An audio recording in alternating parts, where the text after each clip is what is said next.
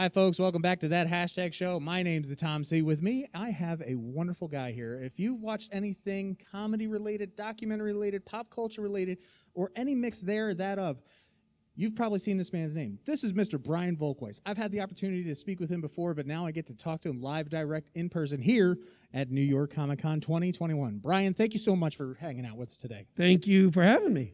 It is an absolute pleasure to finally put a face to the name. We've chatted before in the past, and now we get to talk about all the wonderful things that are in the dock, ready to come out for the Nacelle Company, all these unbelievable projects you have. Do you have a particular pet peeve or a passion project, or everything is just as important?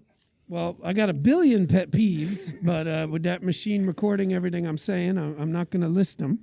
But no, I mean, almost everything that's coming out rest of year are passion projects. So we got movies that made us next week.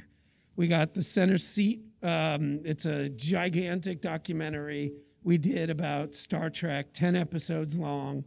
That comes out in November. On History Channel. On History Channel. And then we have the 4th season of A Toy Store Near You coming out in Christmas Day in December. That's when Christmas is, right? Yes. Typically. And that's on Amazon. That's right. Now, one thing I got to say about the Toy Store Near You. We all know what sparked that whole interest in doing that series and trying to give back to the little guy. What's so fantastic is that it's really snowballed and now has become its own thing. It's crazy. It's fantastic. And then with the Nacelle Company getting into toy manufacturing, you're not going big bucks. What's going on with that? You're going to be selling giving the exclusives to the little guy first. Yes. So because of A Toy Store Near You, and of course Toys That Made Us, we were in a situation where we had these relationships with literally hundreds of stores worldwide. So as we started making our own merchandise, like this shirt I'm wearing right now, that's a plug. But so we started making our own stuff, and then it was like, well, why don't we just distribute our own stuff as well? And we already had those relationships with the stores. So about 3 months ago, we set a Zoom up. We invited all the stores we were friends with. I hoped maybe 10 stores showed up. Like if 10 stores had showed up, I would have been thrilled. And I think about 60 to 65 stores showed up. And I honestly, before the Zoom, thought that I would be spending a lot of my time explaining why we were doing something so weird. But it was like a 3-hour Zoom. I was worried we wouldn't even have enough to talk about for an hour.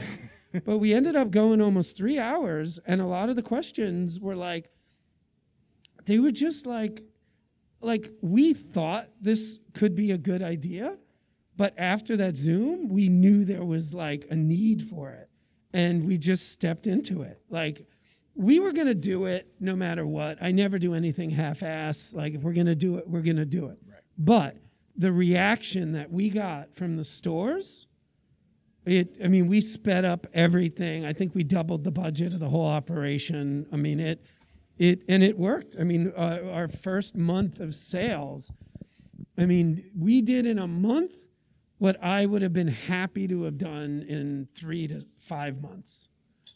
And that's fantastic. And I see that you're starting to take, a little bit into your playbook about making a lot of things as a whole all-in-one, like you're doing a compendium now. Correct. With Toys That Made Us. You're doing a compendium. Correct. With the new center seat, or circle seat, center circle. Center seat. Center seat, excuse me. You're doing a compendium with that. You also have a podcast going now.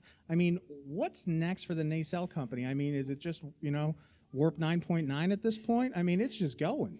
I always say I wish I had a better answer to that question, but the truth of the matter is, and the answer to your question is, we're just trying to have freedom. I want to have the freedom that if we get excited about something, we can do it. And freedom is very expensive when you are running a company in a capitalistic society. So you need to have, if you're on step 80, well, good Lord, step 1 through 79, most of those need to be profitable because step 80 will be exponentially more expensive than step 70. So we're doing these things because we're excited to do them, because we're excited about the shows and the products and everything that we're making. We're very excited about it.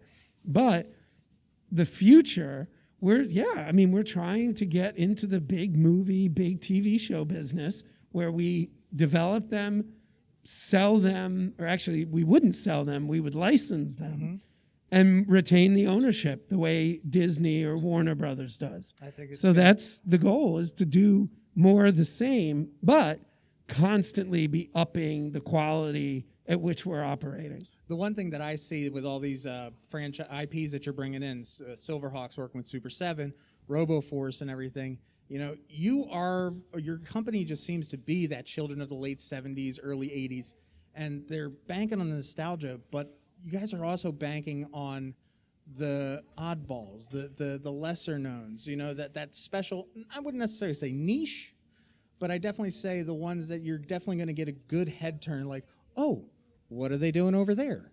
And I gotta say, your company is really, you're one of us, just up the ladder, and we appreciate that. Well, first of all, thank you for all those, compliments. That's exactly what we're trying to be. So the fact that you picked up on it, we're very grateful for. Beyond grateful. This is all, like I said, very surreal. I never did an interview in my life practically until 4 years ago.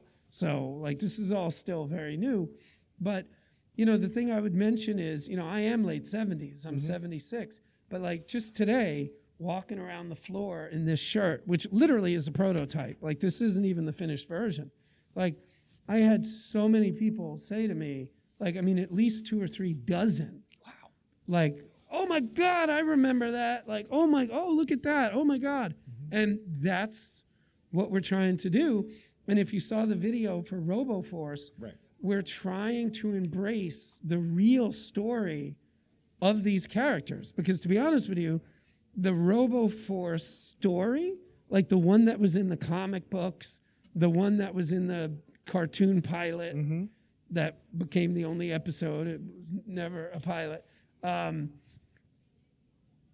Let's just say I don't think it holds up in 2021. Other people could say it sucks. A lot of shows from back then didn't. But that one in particular, holy moly. So we're trying to find these ways. It's why, I always talk about the suction cups. Right. I knew they had to walk because it's not just walking, it's kicking, it's fighting. You can't do that with a monopod suction cup.